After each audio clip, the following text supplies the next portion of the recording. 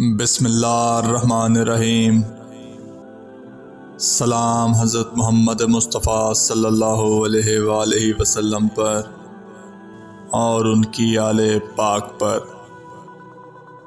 ایک شخص خواجہ نظام الدین اولیاء کے پاس آیا اور کہنے لگا، حضرت فلاں بندہ میرا بہت مخالف ہے، وہ مجھے بڑا تنگ کرتا ہے، ہر وقت میرے خلاف سازشیں کرتا رہتا ہے۔ اصل میں وہ حضرت خواجہ نظام الدین اولیاء سے اجازت چاہتا تھا کہ مجھے اجازت دیں تو میں اس کو اچھے طریقے سے سمجھاؤں۔ پھر کہنے لگا، حضرت وہ مجھے برا بھلا کہتا ہے، وہ میرے راستے میں کانٹے بچھاتا ہے۔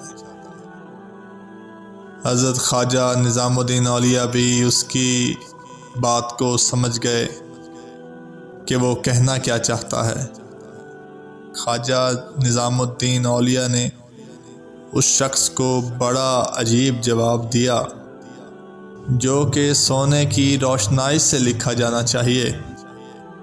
خواجہ صاحب نے فرمایا، اے دوست، اگر کوئی تیرے راستے میں کانٹے بچھائے تو اس کے راستے میں کانٹے مت بچھا، ورنہ پوری دنیا میں کانٹے ہی کانٹے ہو جائیں گے۔ کاش ہم بھی اس اصول کو اپنا لیتے، اگر کوئی ہمارے ساتھ برائی کر رہا ہو تو ہم اس کے ساتھ اچھائی کا معاملہ کریں اور اس کی برائی کو ختم کرنے کا باعث بن جائیں۔